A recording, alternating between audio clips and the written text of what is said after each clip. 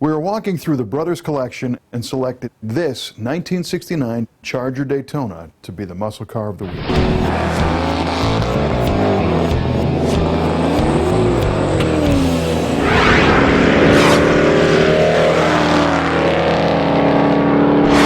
This week's muscle car of the week is a 1969 Dodge Charger Daytona, and these cars are the stuff of many, many legends and stories. It's kind of interesting. Today you see one and the novelty is kind of the big wing and the nose cone, but the story is that stuff is all business. I mean, this is done for a very specific purpose. These were not just gimmicky things that the Dodge division put on this car to sell cars or to have a flashy image. I mean, now this thing has been featured in, Fast and Furious movies, but back then, the whole reason for this was to go faster. The look of the Daytona is all business. It's all done for a reason. Basically, throughout the 60s, everything about NASCAR was getting bigger. The crowds were getting bigger, popularity of the sport got bigger, cars got faster, and even the tracks got longer. They invented the Super Speedway, which is a NASCAR track that's over a mile long. On the shorter tracks, the slick aerodynamic Dodge Charger 500 was doing very well. That car had a 426 Hemi, maxed out for NASCAR performance, so they added a few aerodynamic tricks like a flush rear window and a cleaned up nose. And on the short tracks, that was one of the cars to beat. However, it wasn't enough oomph to make a successful car on the super speedways. And that's where the Daytona project came from. They named it Daytona after one of the super speedways, and they realized they couldn't do any more to the engine legally, so they looked at other ways to clean up the aerodynamics on a Charger to make it competitive. And what they came up with was what you see here. It's a very unique package. It starts at the tip of the nose with a nose cone that added length to the front of the car and smoothed out that leading edge. They hid the headlights. There's an air dam underneath that nose cone that smooths out the bottom of the car. The fenders are unique with little bubbles that provide a couple things: tire clearance and a way to get heat out of the brakes. But of course the biggest thing physically and for performance was the big giant rear wing. There's a lot of tall tales about the height of the Daytona's wing. It's an adjustable wing. It's got fasteners on the end and you can change the pitch, which is what they did in NASCAR to change the downforce on the back.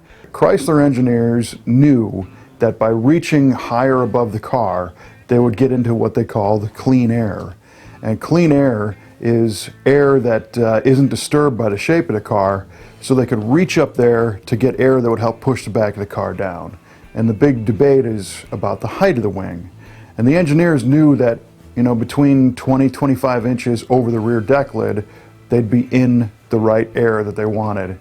However, to make the thing functional, it still had to clear the deck lid. So both of those stories are true, that yes, they had to make it high enough to get into the air that they wanted, and it had to be high enough to clear the deck lid when you open the trunk. So that settles all the arguments. You heard it here. This car feels nice and kind of broken in inside. The odometer is showing 50,448 miles. The seats feel like a comfortable pair of shoes, although this one's kind of like sitting in a hole. Got a lot of headroom. But this is a big car, so they had a lot of headroom.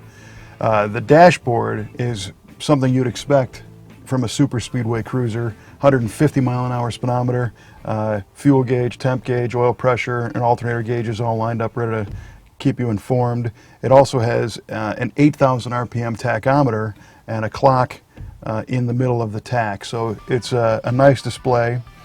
One thing that I noticed is that, whoever put 50,000 miles on this car knew it pretty well, because you cannot see the front of that nose cone. You have no idea how long this car is. And the visibility in the back really isn't that great either. This rear window is, a little restrictive. You're not going to hit anything with the wing, but you got to be careful in parking lots next time you drive a Daytona. And these cars really did get long with that nose cone. I mean, this thing's over 226.5 inches long, so you got to be careful. You could get your Dodge Daytona built a couple different ways. This one has the 440 single 4-barrel 375 horsepower engine under the hood. Most of them came with that package. There were 294 of these built with the 440 and the automatic transmission. They made 70 of them that had the 426 Hemi. Most people think that if it's got a wing, it's a Hemi car.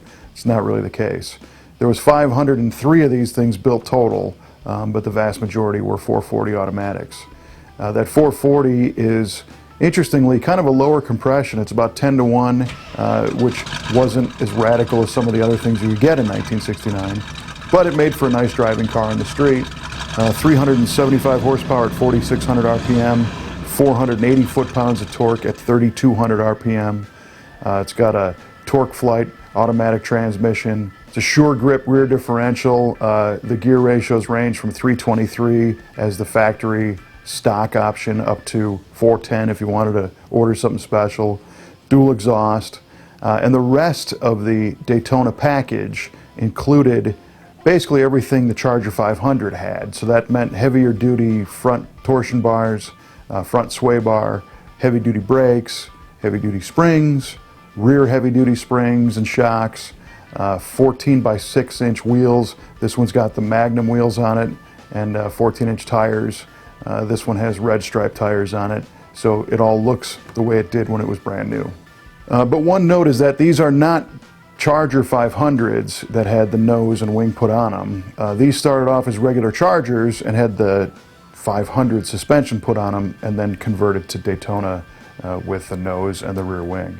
They were all about going fast. That 150 mile an hour speedometer could easily be buried by that 440 four-barrel, and the 426 Hemi cars would push them even faster. They said that the street versions with the right road, you could probably hit 160, 170 miles an hour. The big question is, did it work? And the answer is absolutely. This car had a drag coefficient of 0.28. And there's a fine balance, because if that wing was too high, it became an aerodynamic drag. So they found the sweet spot. And that 0.28 drag coefficient, to put that in relative terms, most of the cars that you buy, you know, the late 90s, even the 2000s, even today, don't have that low of a drag coefficient. And without that wing and nose cone and spoilers, this thing was a brick. So it really paid off. In fact, Buddy Baker in 1970 was able to drive one of these things at NASCAR on a super speedway over 200 miles an hour. He set the speed record, the first car to go over 200 miles an hour, and that record held true all the way into the 80s. So it was definitely worth it, and it helped Chrysler and the Dodge boys reclaim a lot of the victories on the super speedways.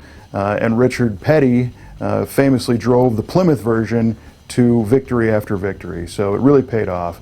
The bummer is that NASCAR changed the rules and outlawed all this stuff, so by 1971 it was all done.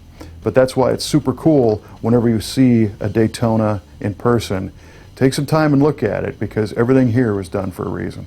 But what worked on the speedway didn't necessarily always work on the street. That nose cone blocked off a big part of the radiator, and at low speeds these things were famous for overheating. So for the people that bought one to drive around as an everyday car, their experience wasn't that great at low speeds and idling in traffic. And there's another kind of interesting irony in NASCAR throughout 1969-70. The Ford Torino Talladega won at Daytona, and the Dodge Charger Daytona won at Talladega.